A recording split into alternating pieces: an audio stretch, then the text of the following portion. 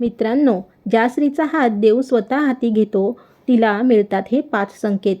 तुम्हाला कधी असं वाटलं आहे का, की आयुष्यात सगळं काही कठीण असतानाही एखादी अदृश्य शक्ती तुम्हाला सांभाळून घेत आहे? जेव्हा तुम्ही पूर्णपणे कोलमडून पडणार होता, नेमका त्याच वेळी कुठून तरी एक आधार मिळाला, असा अनुभव तुम्ही कधी घेतला आहे का? हा निव्वळ एक योगायोग असू शकत नाही, असा विचार कधी तुमच्या मनात आला आहे का?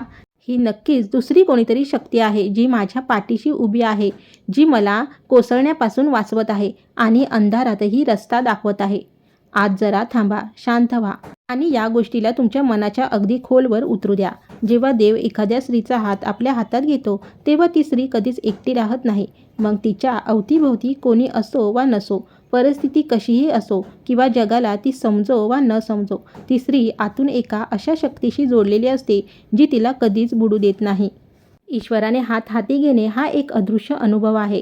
तो डोळ्यांना दिसत नाही, त्याला स्पर्श करता येत नाही किंवा तो कोणाला दाखवताही येत नाही. पण तो जाणवतो आणि ती जाणीव काही सेकंदाच्या रूपाने प्रकट होते. आज आपण ते 5 संकेत समजून घेऊयात, जे त्या स्त्रीला मिळू लागतात, जिचा हात स्वतः देवाने थांबलेला असतो. पहिला, वादळातही मनात एक अनामिक शांतता राहणे. हा सर्वात पहिला आणि अत्यंत स्पष्ट संकेत आहे. जेव्हा देव एखाद्या स्त्रीचा हात हाती घेतो, तेव्हा तिच्या आयुष्यात बाहेरून कितीही मोठे वादळ आले तरी तिच्या मनात आतून एक अनामिक शांतता असते. एक अशी शांतता जी तिला समजत नाही. एक असा आनंद जो परिस्थितीवर अवलंबून नसतो. ही शांतता सामान्य नाही. ही ती शांतता आहे जी घरात अडचणी असतानाही टिकून राहते, कामे बिघडत असतानाही कायम राहते. जेव्हा आपले लोक दूर जातात आणि भविष्य अंधकारमय वाटते, तेव्हाही ती मनातून जात नाही. हेच या शांततेचे वैशिष्ट्य आहे. ती परिस्थितीवर नाही, तर देवाच्या आधारावर अवलंबून असते. विचार करा, जेव्हा एखादे लहान मूल आपल्या वडिलांच्या कुशीत असते, तेव्हा बाहेर कितीही गोंगाट किंवा गर्दी असो, ते आरामात झोपलेले असते. कारण त्याला माहीत असते की बाबा सोबत आहेत ना, मग सगळं ठीक होईल. त्याचप्रमाणे ज्या स्त्रीचा हात देवाने धरला आहे, तिला ठाऊक असते की काहीही झाले तरी देव सोबत आहे आणि देव आहे तर सर्व काही नीट होईलच. हे ज्ञान तिला अशी शांतता देते, जी जगातील कोणतीही परिस्थिती हिरावून घेऊ शकत नाही. ही शांतता तुम्हाला आणखी एक गोष्ट देते, ती म्हणजे योग्य निर्णय घेण्याची क्षमता. मन अशांत असेल तर निर्णय चुकतात, पण मन शांत असेल तर निर्णय अचूक ठरतात. म्हणूनच जी स्त्री देवाच्या संरक्षणात आहे, ती कठीण प्रसंगातही अचूक निर्णय घेऊ शकते. कारण तिचे मन स्थिर असते आणि शांत मनातच देवाचा आवाज ऐकू येतो. कधीकधी ही शांतता इतरांना थक्क करणारी वाटते. लोक पाहतात की या स्त्रीच्या आयुष्यात इतकी संकटे आहेत, तरीही ती इतकी शांत, स्थिर आणि संतुलित कशी? त्यांना ते उमजत नाही. पण त्या स्त्रीला ठाऊक असते की ही शांतता तिची स्वतःची नाही, तर ही तिला मिळालेली देणगी आहे, जी देवाने तिचा हात हाती घेताना तिला दिली होती. ही शांतता त्या स्त्रीला इतरांसाठी एक आडोसा बनवते. जे लोक स्वतःच्या आयुष्यातील वादळांनी त्रासलेले असतात, ते या स्त्रीजवळ येतात, कारण तिची शांतता त्यांनाही शांत करते. नकळतच ती स्त्री इतरांसाठी देवाच्या कृपेचे माध्यम बनते. म्हणूनच जर तुमच्या आयुष्यात बाहेर अडचणी असूनही आतून एक अनामिक शांतता असेल, तर समजून जा की हा पहिला संकेत आहे, देवाने तुमचा हात धरला आहे. दुसरा, योग्य वेळी योग्य ती मदत मिळणे. ज्या स्त्रीचा हात देव थांबतो, तिच्या आयुष्यात एक अद्भुत गोष्ट घडू लागते. जेव्हा कधी तिला मदतीची गरज असते, तेव्हा अगदी योग्य वेळी योग्य ती मदत तिच्यापर्यंत पोहोचते. जेव्हा ती एखाद्या चौकात गोंधळलेली उभी असते, तेव्हा कोणता तरी रस्ता खुला होतो. जेव्हा अंधार दाटून येतो, तेव्हा कुठून तरी प्रकाशाचा किरण दिसतो. ही मदत नेहमी आपण अपेक्षा करतो तशीच येईल असे नाही. कधी ती एखाद्या अनोळखी व्यक्तीच्या रूपाने येते, कधी एखाद्या जुन्या मित्राच्या अचानक आलेल्या आठवणीतून, कधी एखाद्या पुस्तकातील वाक्यातून, तर कधी बोलता बोलता कानावर पडलेल्या शब्दातून. कधी कधी तर न मागता मिळालेल्या एखाद्या संधीच्या रूपाने ती समोर येते. पण ती येते नक्की आणि अगदी त्या क्षणी येते, जेव्हा तिची सर्वात जास्त गरज असते. हा योगायोग नसून देवाची सुंदर व्यवस्था असते. जी स्त्री ईश्वराच्या हातामध्ये सुरक्षित आहे, तिच्या आयुष्यात योगायोग नावाचा प्रकार नसतो. प्रत्येक गोष्टीमागे एक उद्देश असतो. प्रत्येक भेटीमागे एक कारण असते आणि प्रत्येक घटना एका नवीन दिशेकडे इशारा करत असते. त्या स्त्रीचा विचार करा, जी आपल्या मुलांच्या आजारपणासाठी पैसे जमा करू शकत नव्हती, जी रात्रभर रडत देवाला विचारत होती की आता काय होणार, आणि दुसऱ्या दिवशी सकाळी विचारही केला नव्हता असा एक मार्ग निघाला. कोणीतरी मदतीसाठी पुढे आले. ती देवाची व्यवस्था होती. किंवा त्या स्त्रीचा विचार करा जी एका चुकीच्या मार्गावर जात होती आणि अचानक अशी परिस्थिती निर्माण झाली की तिला तिथेच थांबावे लागले. त्यावेळी ते दुःखद वाटले, पण नंतर समजले की त्या अडथळ्याने तिला एका मोठ्या संकटापासून वाचवले. तीही देवाचीच व्यवस्था होती. ज्या स्त्रीचा हात देवाने धरला आहे तिच्या आयुष्यात प्रत्येक गोष्ट योग्य वेळी घडते, ना फार लवकर ना उशिरा. आणि जेव्हा ती गोष्ट घडते तेव्हा ती स्त्री ओळखते की हे माझ्या देवानेच पाठवले आहे. ही ओळखण्याची क्षमता असणे हा सुद्धा एक संकेत आहे. तिची कृतज्ञतेची भावना आणखी गडद होते आणि देव तिला अजून मदत पाठवतो. कारण जो कृतज्ञ असतो त्याला देव भरभरून देतो. म्हणूनच जेव्हा गरज पडली तेव्हा कामे मार्गी लागली, अंधारात रस्ता मिळाला, तर समजा की हा दुसरा संकेत आहे. तिसरा, नुकसान करू पाहणारे लोक स्वतःहून दूर होणे. हा संकेत अत्यंत चमत्कारिक आहे. ज्या स्त्रीचा हात देव हाती घेतो तिच्या आयुष्यात एक वेगळीच गोष्ट घडू लागते.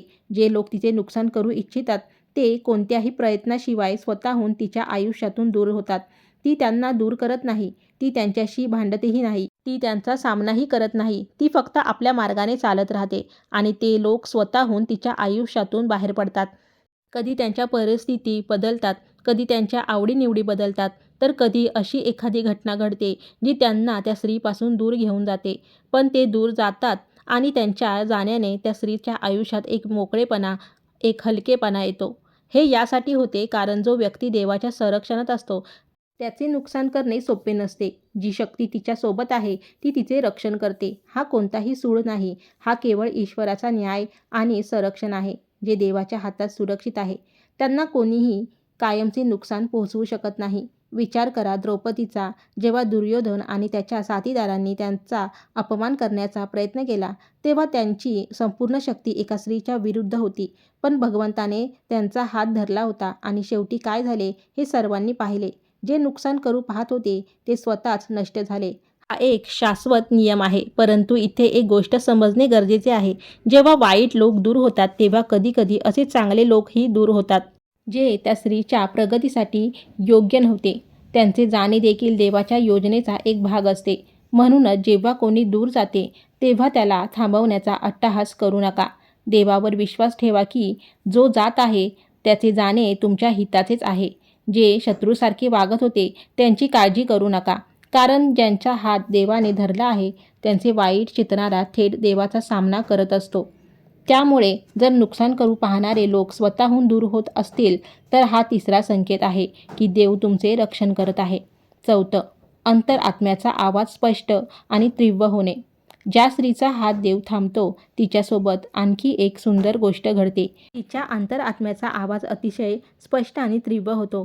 ती आतून एक असा आवाज ऐकू लागते जो तिला प्रत्येक निर्णयात मार्गदर्शन करतो.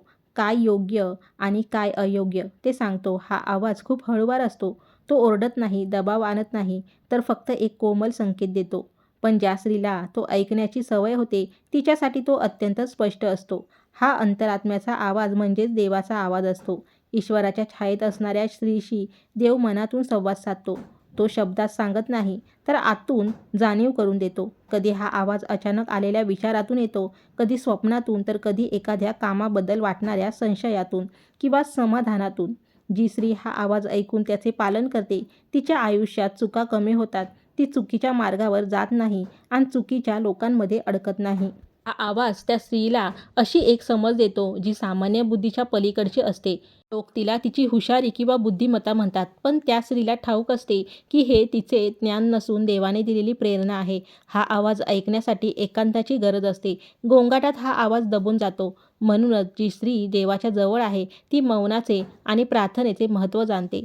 जर तुम्हालाही अलीकडे काय योग्य काय वाईट हे आतून आधीच समजू लागले असेल तर हा चौथा संकेत आहे. पाचवा, इतरांचे दुःख समजून घेण्याची क्षमता वाढणे. हा पाचवा संकेत सर्वात सुंदर आणि पवित्र आहे.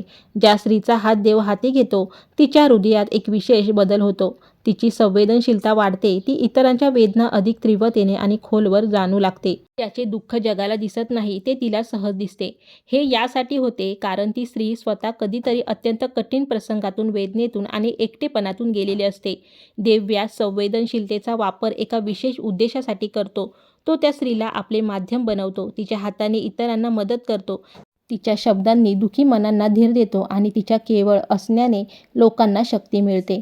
ही स्त्री जिथे जाते तिथे सकारात्मकता पसरते. पण ही संवेदनशीलता सांभाळणे देखील आवश्यक आहे. जेव्हा तुम्ही इतरांचे दुःख इतक्या खोलवर अनुभवता, तेव्हा कधी-कधी ते दुःख तुमचे स्वतःचे बनते आणि तुम्ही थकून जाता. म्हणूनच एक गोष्ट शिका, इतरांचे दुःख समजून घ्या, त्यांना मदत करा, त्यांच्यासाठी प्रार्थना करा. पण ते दुःख मनावर लावून घेऊ नका. ते देवाच्या चरणी अर्पण करा आणि म्हणा, "हे देवा, मी याचे दुःख पाहिले. आता तूच याला सांभाळ." हाच तो समतोल आहे, जो त्या स्त्रीला स्वतः न तुटता इतरांना आधार देण्यास सक्षम ठेवतो. जर तुमच्यात इतरांबद्दलची करुणा वाढली असेल, तर हा 5वा संकेत आहे की देव तुमच्या पाठीशी आहे. अंतिम सत्य. पण हे लक्षात ठेवा, देवाने तुमचा हात धरला असला तरी तो हात धरून ठेवणे ही तुमचीही जबाबदारी आहे. तुमची प्रार्थना, तुमचा विश्वास, तुमचे सत्य आणि तुमचे प्रेम कधीही सोडू नका. कारण याच गोष्टी त्या ईश्वरी हाताला घट्ट धरून ठेवतात. जोपर्यंत तो पवित्र हात तुमच्या पाठीशी आहे, तोपर्यंत कोणतेही वादळ तुम्हाला बुडवू शकत नाही. कोणताही अंधार तुम्हाला भरकटवू शकत नाही आणि कोणतीही अडचण तुम्हाला तोडू शकत नाही. कारण ज्याचा हात स्वतः देव धरतो, त्याला जगातील कोणतीही ताकद पाडू शकत नाही. तुम्ही एकट्या नाही आहात. देवाचा हात नेहमीच तुमच्यासोबत आहे आणि कायम राहील.